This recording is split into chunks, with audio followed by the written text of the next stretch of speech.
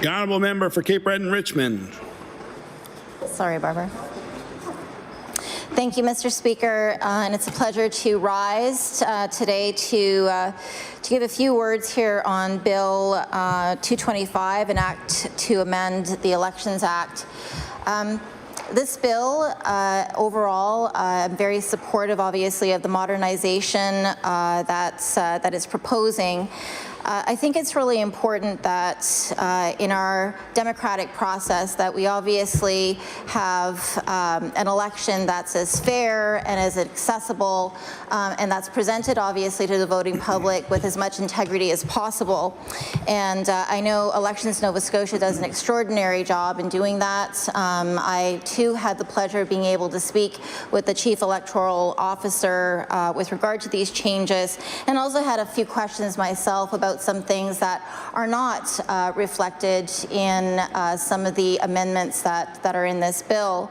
So, you know, overall, the support, as some of my colleagues have mentioned, with reimbursing families and those with accessibility issues, I think is wonderful. It opens up the possibility for more people to put their names forward to represent their constituencies, and again, that increases fairness and it increases inclusion.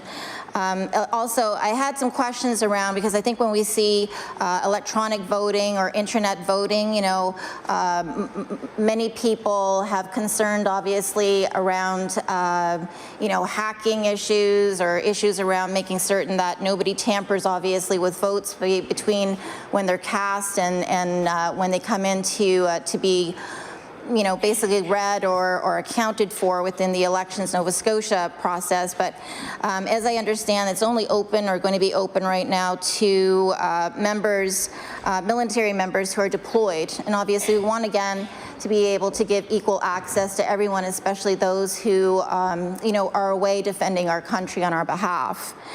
So I guess a couple of things here that I wished that we could have seen reflected in this amendment would be one thing that I'm very passionate about, and for some reason I can't really understand why we're kind of in the cradle of Confederation here, and yet we're the last province, and you know, the last one out of 10, not to enact fixed elections. And so we have fixed election dates federally. You know, all the rest of the province have fixed election dates. The Premier himself, I believe back in 2013, tabled legislation or tabled a bill to try and enact fixed election dates, so obviously he was supportive of it at the time. We have the NDP that are on record in support of fixed election dates, and we have the former leader of the Progressive Conservative Party who also tabled the identical legislation for fixed election dates, as did the Premier in 2016. So I'd have to ask, and I would ask the Minister if he could please comment, perhaps in his closing remarks, why, if the Premier himself, and we have the opposition parties on record and on board for fixed election dates, why this legislation hasn't been enacted. And I know that it was a recommendation put forward by Elections Nova Scotia, and yet it seems to still be kind of tucked away, tucked aside. And again, you know, I'm very proud here in Nova Scotia that you know, we're in the middle, we're in the home place of where, you know, Confederation started, basically, and yet we're still standing off on making this legislation, putting this legislation through. So with the changes in the boundaries happening, we're going from 51 constituencies to 55. We need more chief electoral officers, obviously, to be put into place, or returning officers rather, to be put into place in these constituencies. There's a lot of work to be done. There's a lot of work to be done to prepare for a general election. These are really expensive. This is a really huge expense to the province. I think the last two elections, general elections, cost the province more than $9 million each, and the next general election is going to be approximately $12 million to this province. It's a huge price tag. So I believe that in fairness and wanting to be inclusive and wanting things to be as equitable as as possible to the people that we serve, but also to all members in this House, in order for them to become prepared, and also all those people that may want to put their name forward to run in elections. I think it's really important to try and level the playing field, that we don't want to see the continuation, or I would not want to see the continuation, that it's just the majority government that's in power that gets to call basically the election. If we knew when an election was going to happen, we could all better prepare, and Elections Nova Scotia could better prepare as well. As I understand, they've pushed their election readiness date back to April 1st, 2021. So again, I guess, you know, there's a couple of other things here too. The fixed election dates obviously is one. The other thing as well is, my member here from Inverness had mentioned, I think, about the close of nominations, and so the early voting that goes in prior to nominations closing.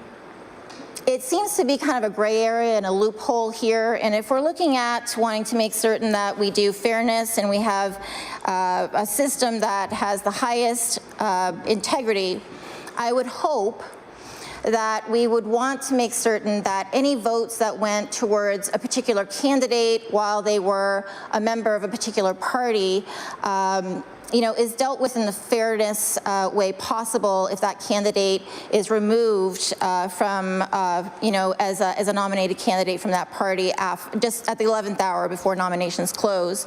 So as I understand, of the 132 votes that had been cast up in Northside Westmount, there's like 97 that went to the party and 10 to the candidate. And, you know, I'm sure we're all very thankful, as well as the candidates are thankful for Elections Nova Scotia stepping in and being able to mediate that issue. But I don't think that issue should have to happen in the first place.